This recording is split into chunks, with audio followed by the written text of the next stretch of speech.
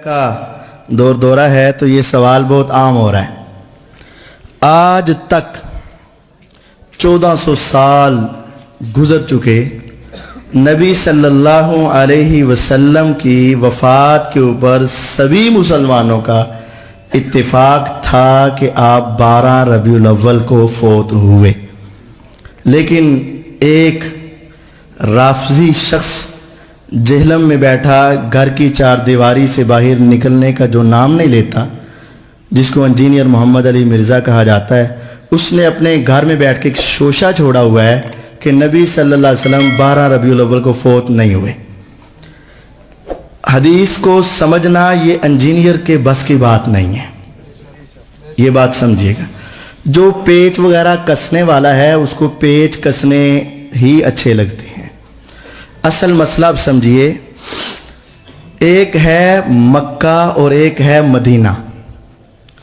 آج کل کے دور کے اعتبار سے مت سمجھیے گا، اس وقت کے اعتبار سے سمجھیے گا جو آج سے 1400 سال پہلے کا۔ مکے سے لے کر مدینے کا فاصلہ 9 دن کا فاصلہ ہے۔ 9 دن سفر کرتے تو مکے سے مدینے پہنچتے۔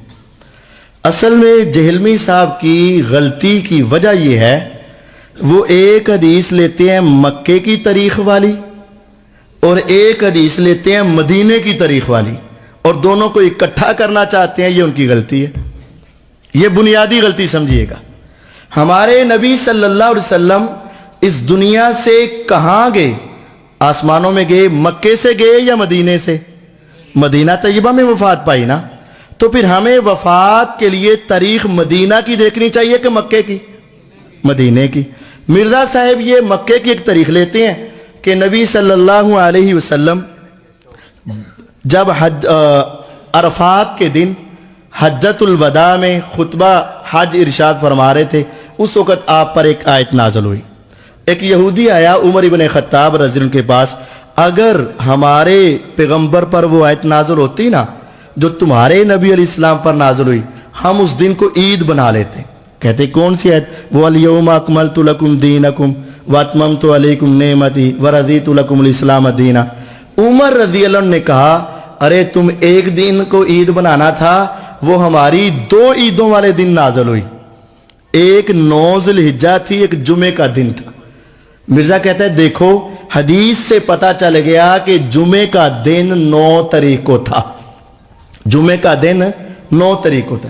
کہتا ہے پھر ذو الحجہ کے بعد محرم، صفر، ربیع الاول میں آپ فوت ہو گئے، تو اس کے بعد اگر آپ 9 تاریخ جمعے والے دن شمار کر کے آگے شمار کرنا شروع کر دو، چاہے 30 کا مہینہ بناؤ، 30-29 کا بناؤ، 29 اور 30 کا بناؤ، یعنی چاروں میں سے کچھ بنا لو، چاروں ہی 29 کے، چاروں ہی 30 کے، ایک 29، 2 30، 2 29، 1 30، اس طرح کر لو، تو کسی صورت بھی یہ آگے 12 ربیع الاول نہیں آتی۔ یہ کہتے ہیں، ہم اسے کہتے ہیں یہ تیری پہلی بنیادی غلطی یہ ہے کہ تو نے مکے والی تاریخ کو مدینے کی طرف لانا شروع کیا، مکے والی تاریخ کو مدینے کی طرف لانا شروع۔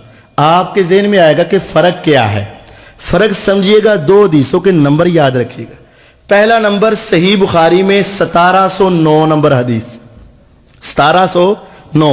سیدہ عائشہ رضی اللہ عنہ فرماتی ہیں جب ہم مدینے سے نکلے تھے تو ذوالقعدہ کے 5 دن باقی تھے۔ کتنے دن باقی تھے؟ 5۔ اچھا، پھر دوسری حدیث، جب ہم نکلے تھے تو ہم نے ظہر کی نماز 4 رکعتیں مدینے میں پڑھی تھی۔ یہ حدیث کہاں ہے؟ بخاری 1551۔ جب نکلے ہیں تو دن کتنے باقی رہتے ہیں؟ 5۔ نکلتے وقت آخری نماز مدینے میں کون سی پڑھی ہے؟ ظہر کی۔ کتنی رکعتیں پڑھی ہیں؟ 4۔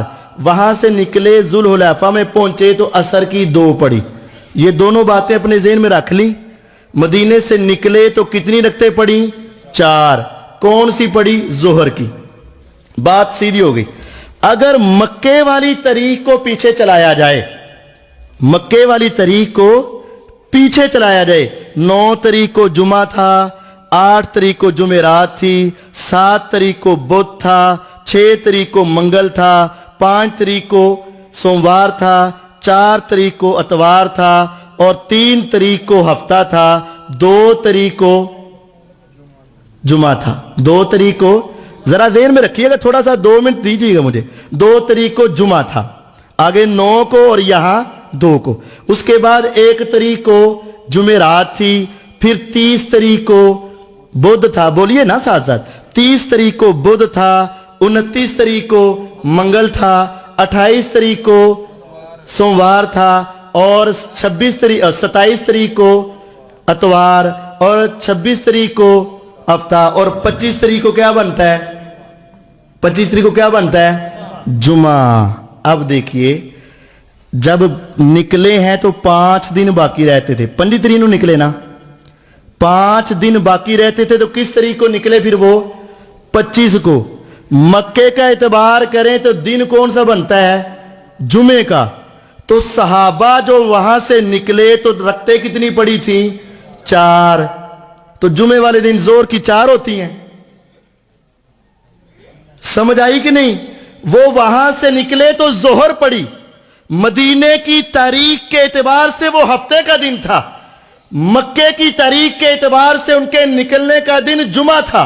मक्के को देखते हैं 9 तारीख को भी जुमा है, जिस दिन निकले 25 तारीख उसको भी जुमा है। मक्के को देखेंगे 9 को भी जुमा, जब वो निकले तो 25 को भी जुमा। लेकिन वो वहां मदीना को देखोगे, उन्होंने जुमा पढ़ा नहीं पढ़ा, उन्होंने 4 रखते जोहर की पढ़ी। मतलब यह है मक्के की तारीख का फर्क था, मदीने की तारीख का फर्क था। यही इसकी बहुत बड़ी गलती है कि मक्के की तारीख को मदीने पर लाता है। अब आइएगा, मक्के में वहां जुमा था और मदीने में वहां हफ्ता था, एक दिन आगे था। अगले महीने 30 और 30 का बनाओ तो 12 रबीउल अव्वल को सोमवार के दिन बनता है और आपकी वफात हुई है। समझ आई?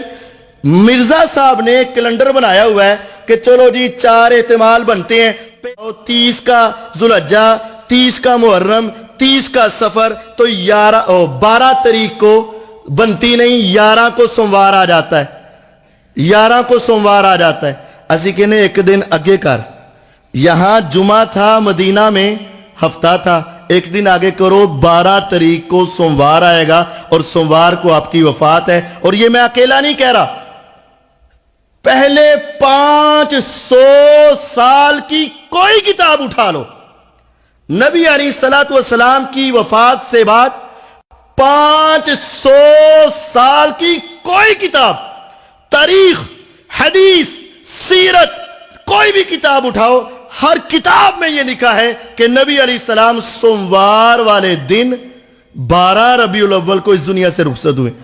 तो 500 साल दे आइमा, मुहद्दिस, साहबा, ताबीन, तबा ताबीन, मुअर्रिखीन, कोई पता नहीं चले। असल में इंजीनियरिंग का काम ये नहीं होता, वो एक तारीख लेता है मक्के की और फिट करता है मदीने पर। मक्के की तारीख और है, मदीने की तारीख और है। 1 मिनट में खुलासा ये है, मक्के में 9 ज़िलहिज्जा को जुमा था, तो जिस दिन नबी अलैहिस्सलाम मदीना से निकले हैं उस एतबार से अगर मक्के की तारीख देखी जाए तो जुमे को निकलना बनता है। लेकिन अगर मदीने की तारीख को लेते हैं तो वहां हफ्ता था। ये बुनियादी फर्क है मक्के का और मदीने का। एक तारीख का आगे है, तो जब आगे जाएंगे तो फिर वो सारा मसला खुद ब खुद हल हो जाएगा।